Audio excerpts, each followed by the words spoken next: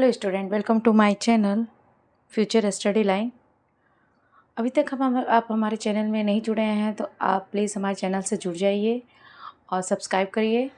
और आज हम देखेंगे आप इस सेक्शन में डिफरेंशियल इक्वेशन का हाई ऑर्डर। मतलब अभी आप प्रीवियस क्लास में ये देखें कि differential equation of first order and first degree का सलूशन कैसे निकालते हैं और किन किन टाइप को हम यूज़ करते हैं। ये सारे टाइप्स को हमने वहाँ पर वन बाय वन डिस्कशन किया हुआ है। नेक्स्ट हमारा टॉपिक है linear differential equation of higher order, यानी अब 2 या 2 से हाई ऑर्डर के जो डिग्रियाँ होंगी उनका डिफरेंशियल इक्वेशन का सलूशन हम कैसे निकालते हैं, ये आज के सेक्शन में हम डिस्कशन करेंगे। आइए देखें कि आज हमारा आज का टॉपिक है linear differential equation of high order. अब इसका हाई ऑर्डर होता क्या है, यानी फर्स्ट ऑर्डर फर्स्ट डिग्री से ऊपर, यानी ऑर्डर इसके 2 या 2 से मैक्सिमम होने चाहिए। जैसे यहाँ पे देख लीजिए हमारे n टाइम्स तक ऑर्डर है, जैसे कि dny upon dxn plus a1 dn minus 1y upon dxn minus 1 plus a2 dn minus 2y by dxn minus 2 plus dot dot dot plus an y equal to q। इस पूरे form में हमारा जो equation होता है इसे कहा जाता है differential equation of high order, यानी हाई ऑर्डर के जो इक्वेशन बने रहेंगे उसे हम डिफरेंशियल इक्वेशन के हाई ऑर्डर कहते हैं। इसका जो सलूशन होता है कि इक्वल टू क्यू जो हमारा होता है यक्स का फंक्शन होता है, यानी जो क्यू होता है वो क्या होता है, यक्स का फंक्शन होता है। जैसे कोई भी यक्स का फंक्शन यहाँ पे दिया जा सकता है। तो जब इस तरह के हमारे सलूशन होते हैं तो हम क्या लिखते हैं, हमारा जो टोटल सलूशन आता है वो क्या होता है, इसको complementary function plus particular integral, इन दोनों को अलग अलग निकाल के अगर ऐड कर दें तो हमारा टोटल सलूशन निकल जाता है। यानी इस लीनियर इक्वेशन हाई ऑर्डर का सलूशन जो होता है, complementary function plus particular integral दोनों अलग अलग निकालने के बाद हमें उसको ऐड करना होता है, तब हमारा क्या निकलता है, कंप्लीट सॉल्यूशन, यानी नॉर्मल इक्वेशन के फॉर्म में आ जाएगा। जिसे y equal to complementary function को शॉर्ट में सी एफ बोला जाता है, पर्टिकुलर इंटीग्रल को पी आई, यानी y equal to C F plus P I. ये जो होता है हमारा कंप्लीट सॉल्यूशन होता है एक differential equation of high order का। सी एफ कैसे निकालते हैं, पी आई कैसे निकालते हैं, ये वन बाय वन करके अब आगे हम क्या करेंगे, डिस्कशन करेंगे। ठीक, उसके पहले हमें क्या करना था, अब देखिए सबसे पहले हम क्या निकाल लेंगे, method of find complementary function. सबसे पहले हमें निकालना ये सीखना होगा कि कम्प्लीमेंट्री फंक्शन को हम कैसे निकालते हैं और किस तरीके से उसको यूज़ करना है। तो सबसे पहले ये देखते हैं कि कम्प्लीमेंट्री फंक्शन को यूज़ करने से पहले उसमें क्या क्या चीज़ों की ज़रूरत पड़ती है। तो सबसे पहले हमें ज़रूरत होती है ऑक्सिलरी इक्वेशन की। तो ऑक्सिलरी इक्वेशन कहाँ से आता है, ये पूरा सोल्यूशन यहाँ पे है। जैसे देखिए हमारे पास हाई ऑर्डर के डिफरेंशियल इक्वेशन है, तो हम क्या करते हैं, अगर हमारे पास जो क्यू है वो ज़ीरो दे दिया गया, मतलब इक्वल टू अगर ज़ीरो आ गया तो क्यू इक्वल टू ज़ीरो। तो जब क्यू यहाँ पे ज़ीरो रहेगा, यानी क्यू यहाँ पे अगर ज़ीरो दे दिया गया है तो हमारा जो पार्टिकुलर इंटीग्रल है उसकी वैल्यू क्या हो जाएगी, ज़ीरो हो जाएगी। कहने का मतलब आपका ये है कि अगर कोई भी हाई ऑर्डर का इक्वेशन दिया है, अगर इक्वल टू ज़ीरो आ गया है तो वहाँ पे जो हमारा पार्टिकुलर इंटीग्रल है वो ज़ीरो हो जाएगा। तो सिर्फ हमारा जो कंप्लीट सोल्यूशन होगा वो क्या होगा, सी एफ। सिर्फ कम्प्लीमेंट्री फंक्शन हमें क्या होगा, निकालना होगा। तो जैसे देखिए कि अगर हमने क्या किया कि वो इक्वल टू ज़ीरो कर दिया, यानी यहाँ पे क्या हो गया, पी आई हमारा ज़ीरो हो गया। ये हमें पता चल गया पी आई का जो आंसर है वो क्या है, ज़ीरो है। अब हमें क्या निकालना है, सी एफ। सी एफ निकालने के लिए क्या करेंगे, कैसे निकालते हैं, सबसे पहले सी एफ को फाइंड करने के लिए हमें ऑक्सिलरी इक्वेशन है, ऑक्सिलरी इक्वेशन कहाँ से आती है इसके बारे में डिस्कशन किया गया है। जैसे y इक्वल टू वाई, हमने मान लिया है कि y equal to C E के पावर एम एक्स, यानी y जहाँ भी रहेगा वहाँ पे क्या लिखेंगे, सी ई के पावर एम एक्स। अब इसको क्या करेंगे, डिफ्रेंशिएट करते जाएंगे। जैसे वन टाइम डिफ्रेंशिएट करेंगे तो देखिए D Y upon D X Y का, और सी कांस्टेंट बाहर कर दिया, ई के पावर एम एक्स। ई के पावर एम एक्स का डिफ्रेंशिएशन क्या होता है, ई के पावर एम एक्स, और एम एक्स का जो डिफ्रेंशिएट होता है वो एम होता है, हमने एम को बाहर लिख दिया, तो ये हमारा हो गया सी एम ई के पावर एम एक्स। इसी तरह अब इसमें एक बार और डिफ्रेंशिएट करते हैं तो D two Y upon D X square. तो सी तो कांस्टेंट है, एम भी कांस्टेंट है, ई के पावर एम एक्स, फिर यहाँ से एक एम निकला तो इसमें एम स्क्वायर हो गया, एक एम आपका पहले से है और एक एम और आ गया तो ये हमारा क्या हो गया एम स्क्वायर। तो यानी 2 डिग्री थी तो हमारे पास एम क्या हो गया 2 टाइम्स, सी तो हमारा कॉन्स्टेंट सेम चलेगा, ई के पावर एम एक्स का ई के पावर एम एक्स ही होता है। अब अगेन एक बार और डिफ्रेंशिएट करेंगे तो देखिए यहाँ से एक और एम निकल गया तो एम 3 हो गया। इसी तरह करते जाएंगे, जितनी भी डिग्रियाँ रहेंगी करती जाएंगी तो एम के पावर उतनी डिग्रियाँ क्या होंगी बढ़ती जाएंगी। अब इन सब की वैल्यू को इन हाई ऑर्डर में रख दें। अब देखिए अगर एन रहता तो एम के पावर क्या होता, यम एन रहता तो देखिए सी तो रहेगा ही रहेगा, यम के पावर क्या हो गया एन हो गया, ई के पावर एम एक्स हो गया। अब यहाँ पे डी के पावर क्या है n-1, तो यहाँ भी एम के पावर क्या है n-1, सी तो रहेगा है कांस्टेंट a1 है तो a1 सी ए है तो आपका a1 हो गया।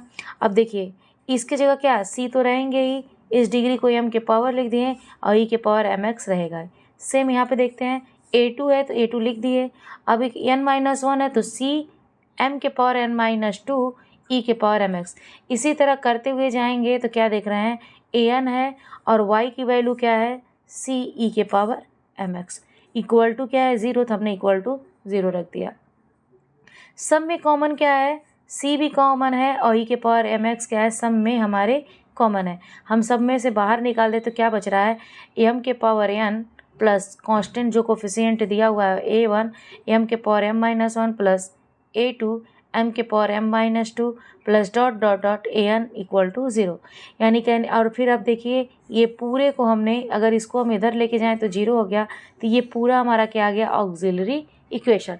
ये होता है हमारा ऑक्सिलरी इक्वेशन। कहने का मतलब ये होता है कि अगर हमारे पास डिफरेंशियल इक्वेशन दिया रहा है जैसे इस तरह से कि d2y upon D X square plus D Y upon D X plus 2y equal to 0 दिया रहे, तो ऑक्सिलरी इक्वेशन को ए ई से भी डिनोट करते हैं, यानी ऑक्सिलरी इक्वेशन को हम ए ई से भी लिखा जा सकता है। तो ऑक्सिलरी इक्वेशन है तो इसका मतलब क्या हुआ, इसकी जगह क्या लिख सकते हैं एम ई स्क्वायर, क्योंकि देखिए यहाँ पे ये हमारे पास क्या था डी के पावर एन तो हमने क्या लिखा ए के पावर एन, तो हम क्या जो हाई ऑर्डर रहेगा वही एम के पावर लिखा जाएगा। अब यहाँ पे डी के पावर क्या है 1 है तो यहाँ एन हो गया प्लस 2 हो गया, y को हटा देंगे इक्वल टू 0। यही हमारा क्या हो जाता है ऑक्सिलरी इक्वेशन। इस तरह से हमें किसी भी डिफरेंशियल इक्वेशन हाई ऑर्डर का हम क्या करेंगे ऑक्सिलरी इक्वेशन फाइंड करेंगे।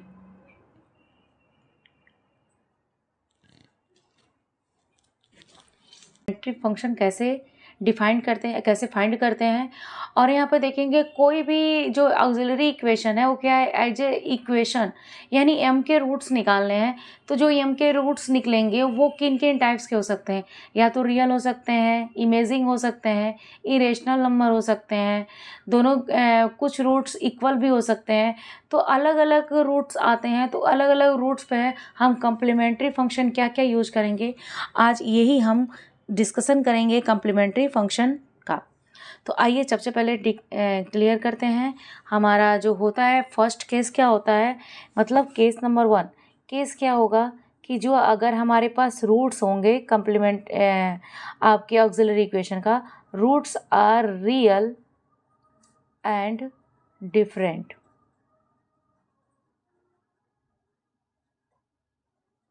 यानी जो यम के रूट्स निकलेंगे वो रियल भी होने चाहिए और एक दूसरे से बिल्कुल अलग होने चाहिए।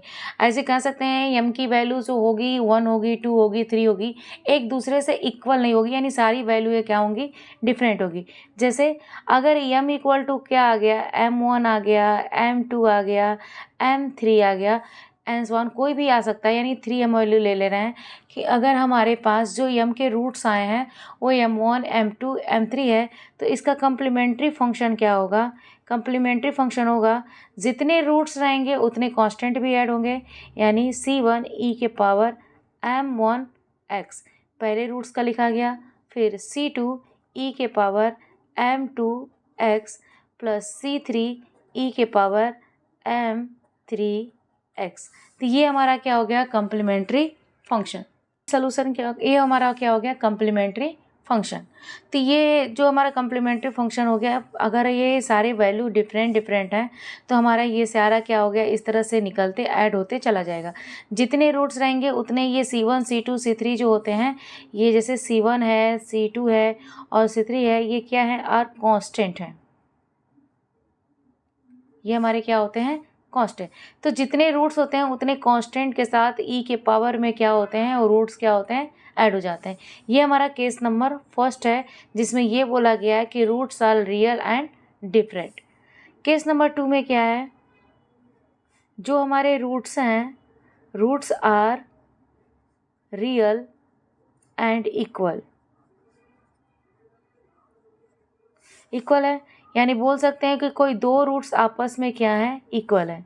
या तो कह सकते हैं कि अगर कोई 3 रूट्स हैं, 2 ले लिए, यहाँ पर 3 ले रहे हैं, 3m4 या m5, 3 रूट्स आपस में इक्वल हैं, या इनके साथ कोई अदर रूट्स भी है वो बिल्कुल डिफरेंट है, इनका कम्प्लीमेंट्री फंक्शन कैसे निकाल सकते हैं।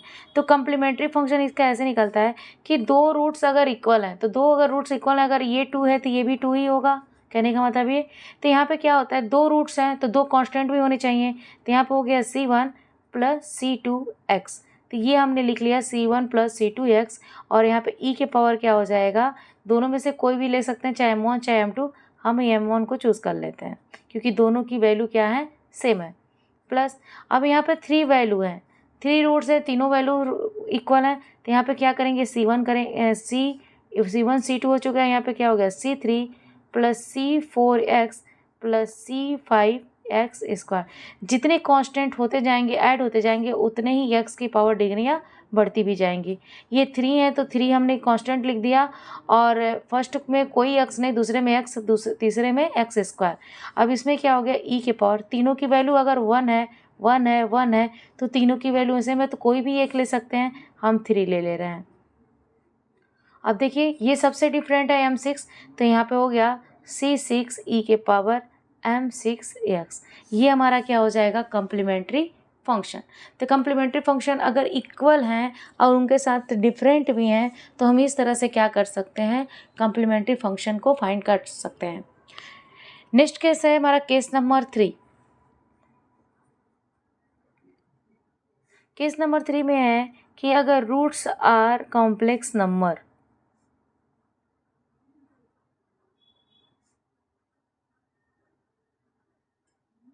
अगर रूट्स हमारा कॉम्प्लेक्स नंबर में है, कहने का मतलब कोई हमारे पास इक्वेशन है तो हम सीधा 4 फार्मूले से यूज करते हैं। तो क्या लिखते हैं, -b + -√v² - 4ac/2a। इससे हमें क्या होते हैं, रूट्स 2 मिलते हैं हमें, या तो इरेशनल मिलते हैं, या तो रियल मिलते हैं, या तो कॉम्प्लेक्स नंबर मतलब इमेजिंग में, रियल और इमेजिंग। तो अगर हमारे पास जो रूट्स आ गए हैं कुछ इस तरह से आ गए, a ± i/b के फॉर्म में, इस फॉर्म में आ जाए। जैसे यहाँ से हो गया m1 = a + i/b और m2 = a - i/b, यानी 2 रूट्स निकलेंगे ये अगर हमारे पास कॉम्प्लेक्स नंबर के। तो इसका कम्प्लीमेंट्री फंक्शन क्या होता है, ये देखिए। सबसे पहले हम इसको सोल्यूशन करके दिखाते हैं कि कैसे आता है। तो ये देखिए, इसका लिखेंगे C1 e के पावर क्या हो जाएगा, फर्स्ट लिखेंगे a + i/bx + C2 e के पावर a - i/bx। ये हमने लिख दिया, लेकिन हमारा आंसर यही नहीं होगा। इसको क्या करना होगा, हमें सोल्यूशन करके लाना होगा कि ये देखिए a + i/b है, यानी रियल इमेजिंग को अलग करना होगा। इससे पता चलेगा कि हमारा क्या, आपका मतलब CF एग्जैक्ट क्या आएगा। तो यहाँ पे देखिए हम इसको क्या करेंगे, अगर डिग्री दोनों ऐड है तो इसको अलग अलग लिख सकते हैं, ax हो गया और e के पावर i/bx हो गया, प्लस C2 e के पावर ax हो गया और e के पावर -i/bx हो गया। ये हमारा कम्प्लीमेंट्री फंक्शन है, इस तरह से हो गया। हम दोनों में देखें तो ये दोनों क्या है, आपस में इक्वल हैं। इनको हम साइड में कर लेते हैं, यानी ये हमारा इक्वल है और ये हमारा इक्वल है। तो e के पावर ax दोनों में कॉमन है, हम बाहर कर दे रहे हैं। C1 e के power i/bx plus C2 e के पावर -i/bx। ये हमारे पास आ गया। अब हमें क्या पता है कि अकॉर्डिंग टू डी माइवर थ्योरम, आप फर्स्ट सेमेस्टर में पढ़े होंगे, मैंने आपको बताया होगा कि ई के पावर आई थीटा जो होता है ये होता है cos theta plus iota sine theta, i sine theta होता है। तो ये फॉर्मूला यहाँ पे क्या करेंगे, अप्लाई करेंगे। तो जैसे अप्लाई करेंगे तो ये हो जाएगा ए एक्स, यहाँ पे क्या होगा C1 है ही है, यहाँ पे देखिए यहाँ पे थीटा की जगह क्या दिया गया है बी एक्स, तो क्या हो गया कॉस बी एक्स प्लस आई साइन बी एक्स, ये हो गया। माइनस होगा तो माइनस लग जाएगा, प्लस C2 यहाँ पे हो जाएगा कॉस बी एक्स माइनस आई साइन बी एक्स, ये हमारा अकॉर्डिंग टू फार्मूला। कहने का मतलब अगर ई के पावर आई थीटा था तो ये था, अगर ई के पावर आपका यहाँ पे दिख रहे हैं ई के पावर माइनस आई थीटा हो तो ये हो जाएगा कॉस थीटा माइनस आई साइन थीटा।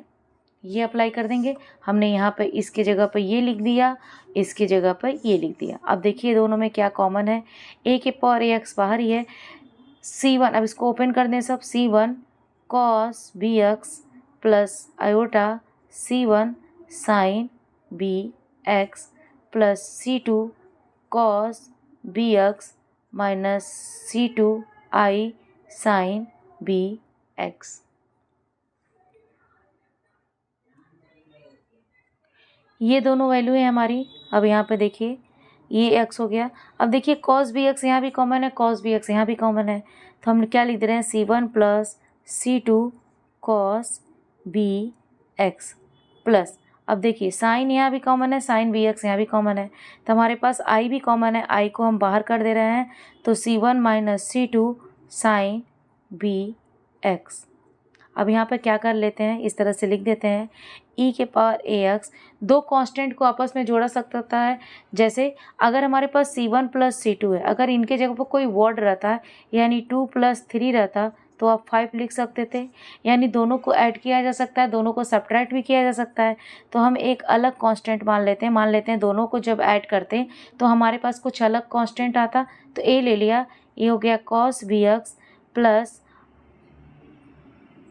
यहाँ पे हो गया बी साइन बी एक्स, ये हो गया। जहाँ पे हमने क्या किया है C1 plus C2 equal to ए रखा है और आयोटा C1 माइनस C2 के जगह पे B रखा है, यानी CF हमारा ये हो गया।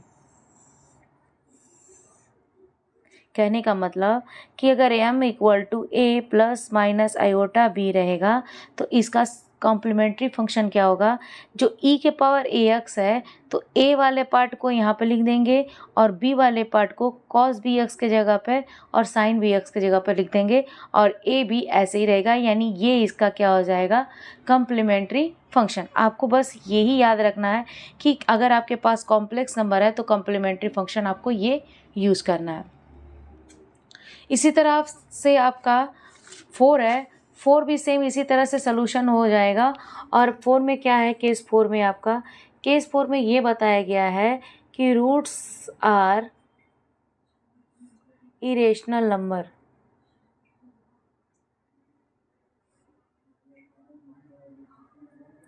इरेशनल मतलब m इक्वल टू क्या हो गया a plus minus under root B, ये हमारा इरेशनल नंबर होता है। इसका जो कॉम्प्लीमेंट्री फंक्शन होता है वो भी यही होता है, e के पावर ए एक्स अंदर क्या लिखेंगे कैपिटल A कॉस हाइपरबोलिक में चला जाता है under root B X plus capital B sine hyperbolic under root B X. इस तरह से ये इसका कॉम्प्लीमेंट्री फंक्शन होता है। ये चारों केस हैं जो हमारा ये बताते हैं कि रूट्स किन किन तरीके से आ सकता है और उनके कॉम्प्लीमेंट्री फंक्शन क्या हो सकते हैं। एक फुल रिवाइज है आपका, इसे चाहे तो आप नोट कर सकते हैं पॉज करके। आप यहाँ पे देख लीजिए कि आपके रूट्स क्या क्या हैं और उनके कॉम्प्लीमेंट्री फंक्शन क्या क्या हो सकते हैं। तो ये देखिए रूट्स अगर रियल और डिफरेंट है तो उनके कॉम्प्लीमेंट्री फंक्शन ये होंगे, अगर रूट्स रियल और इक्वल हो तो इनके कॉम्प्लीमेंट्री फंक्शन ये होंगे, अगर रूट्स आर कॉम्प्लेक्स नंबर तो उनके कॉम्प्लीमेंट्री फंक्शन यहाँ पे हैं, और रूल आर इरेशनल तो इसके कॉम्प्लीमेंट्री फंक्शन यहाँ पे हैं। ये चारों कम्प्लीमेंट्री फंक्शन निकालने के तरीके होते हैं। यही चारों आपके हर एक इक्वेशंस के लिए यूज़ हैं। ये आपको सारों याद 4 जो टाइप्स हैं आपके कम्प्लीमेंट्री फंक्शन निकालने के, ये चारों टाइप्स आपको यहाँ पे दिए गए हैं। अब आगे चलते हैं क्वेश्चन पे। क्वेश्चन से डिस्कशन करते हैं कि आपको कौन सा टाइप का कम्प्लीमेंट्री फंक्शन मिला है। ये हमारा हाई ऑर्डर डिफरेंशियल इक्वेशन है। अब इसका क्या निकालना है, कंप्लीट सोल्यूशन। तो ये देखिए हमारा सोल्यूशन क्या है, यहाँ पर क्या दिया है Q इक्वल टू 0, यानी हमारा जो कंप्लीट सोल्यूशन क्या होता है CF प्लस PI। तो जहाँ Q 0 हो गया वहाँ PI इक्वल टू क्या होता है 0, यानी यहाँ पे हमें क्या निकालना है, सिर्फ कम्प्लीमेंट्री फंक्शन। अब कम्प्लीमेंट्री फंक्शन को कैसे फाइंड करेंगे, सबसे पहले हम क्या निकालेंगे, ऑक्सिलरी इक्वेशन। ऑक्सिलरी इक्वेशन क्या होगा, मैंने क्या बताया था कि जो डी का हाई ऑर्डर रहेगा वही एम का स्क्वायर, वही एम का क्या होगा, डिग्री होगा। तो ये हो गया एम डी डिफ्रेंशिएट कितना है ऑर्डर का, 2 ऑर्डर का, तो एम स्क्वायर माइनस कोफिशिएंट जो है वही रहेगा।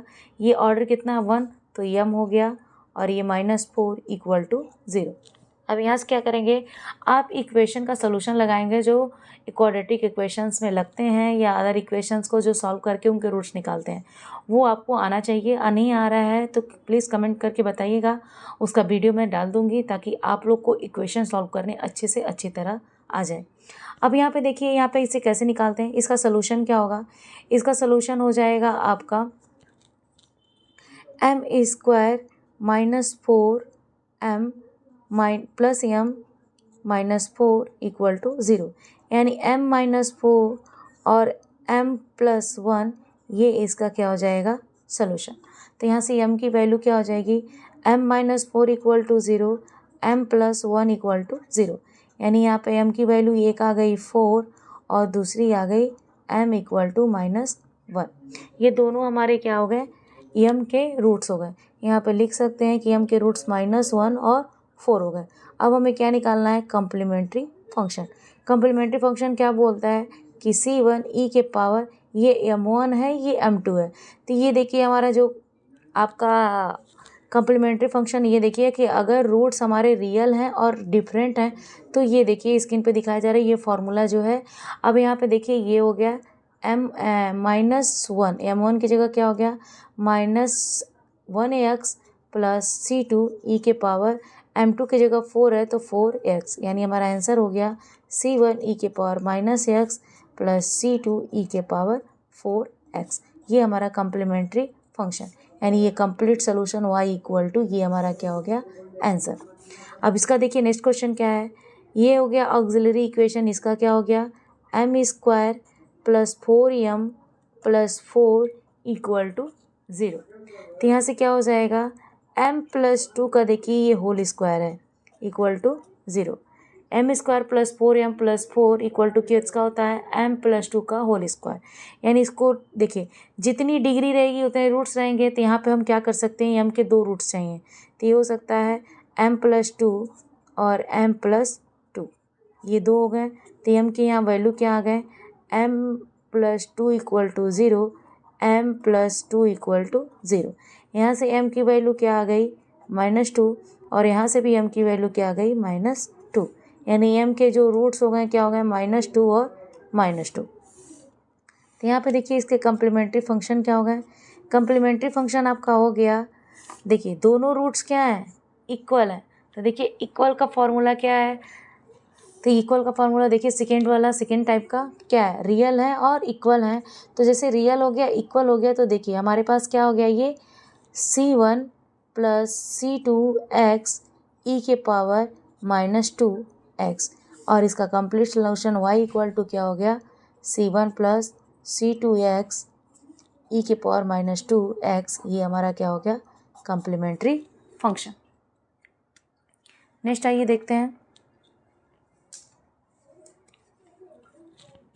ये हमारा सोल्यूशन है, इसका ऑक्सिलरी इक्वेशन निकालेंगे।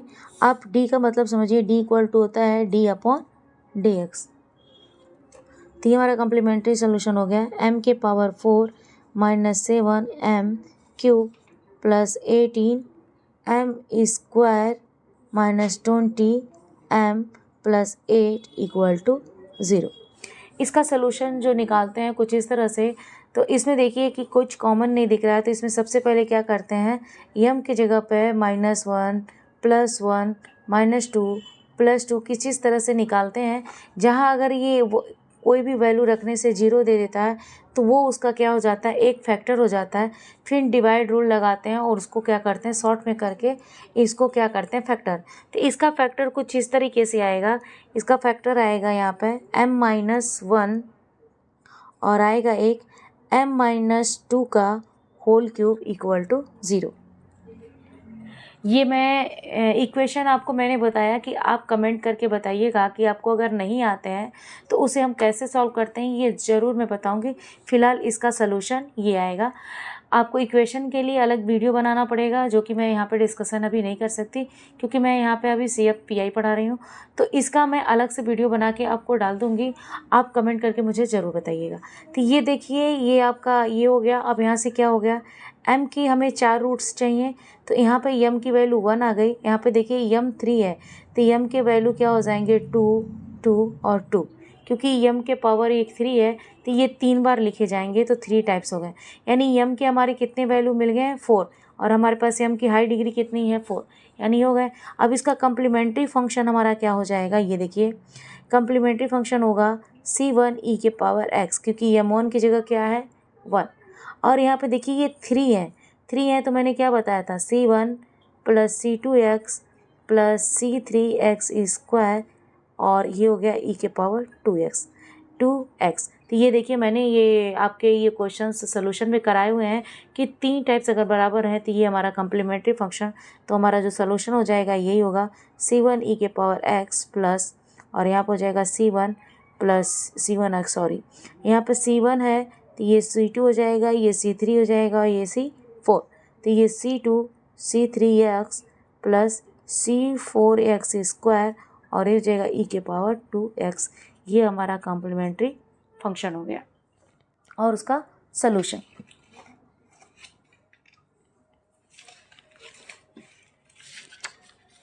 नेक्स्ट क्वेश्चन देखते हैं इसका सलूशन कैसे निकालते हैं। तो इसका भी हम ऑक्सिलरी इक्वेशन निकालते हैं। ऑक्सिलरी इक्वेशन हो गया m² + a² = 0, जहाँ m² इक्वल टू क्या हो जाएगा, -a², तो जहाँ m इक्वल टू क्या हो जाएगा, ±√-a²। अब देखिए ये निगेटिव है, जब भी आपको बताया था कि अंडर रूट के अंदर -1 होता है वो आयोटा में क्या हो जाता है, कन्वर्ट हो जाता है। तो ये क्या होगा, +-a² है, ये बाहर आ गया, और माइनस किस में कन्वर्ट हो गया, आयोटा में, यानी इमेजिंग नंबर में। तो ये हमारा m है, तो यहाँ से ये लिख सकते हैं 0 ± ai, ये लिख सकते हैं, यानी this is a complex number, यानी इनके रूट्स कितने हैं, कॉम्प्लेक्स नंबर में। तो देखिए कॉम्प्लेक्स नंबर केस 3 में आपका क्या दिया गया है कि अगर रूट्स आपका कॉम्प्लेक्स नंबर हो तो हमारा कम्प्लीमेंट्री फंक्शन क्या होगा, e⁻ax, a की जगह क्या है, 0, यानी 0x, अंदर क्या हो गया, b, a cos bx, b की जगह क्या है, स्मॉल a, तो small a x, capital B sine ax, ये हमारा कम्प्लीमेंट्री फंक्शन। तो सोल्यूशन क्या होगा, y = e⁻0 है तो इसकी वैल्यू 1 हो गई, लिखने की ज़रूरत ही नहीं है।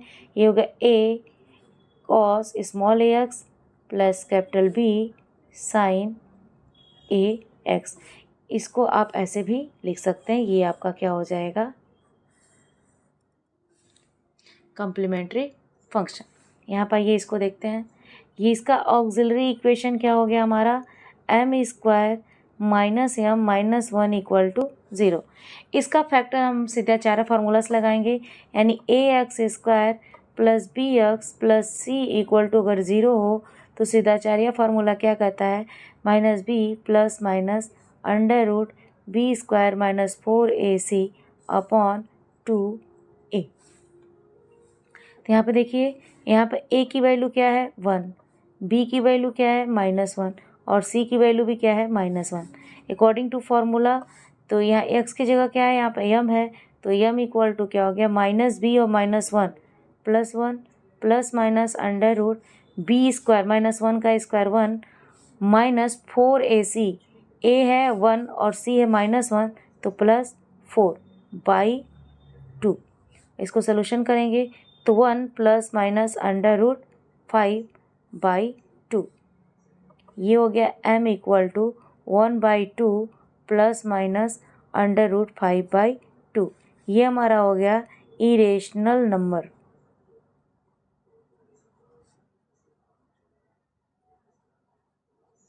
अब ये इरेशनल नंबर हो गया। तो ये इरेशनल नंबर, तो देखिए टाइप 4 इरेशनल नंबर में क्या बताया गया है कि अगर इसका कम्प्लीमेंट्री फंक्शन निकालना हो तो e के पावर a की जगह क्या है 1/2, तो 1/2x अंदर क्या हो गया a cos हाइपरबोलिक bx, तो b हमारा क्या दिया हुआ है √5/2x plus b sine hyperbolic √5/2x। ये हमारा हो गया कम्प्लीमेंट्री फंक्शन।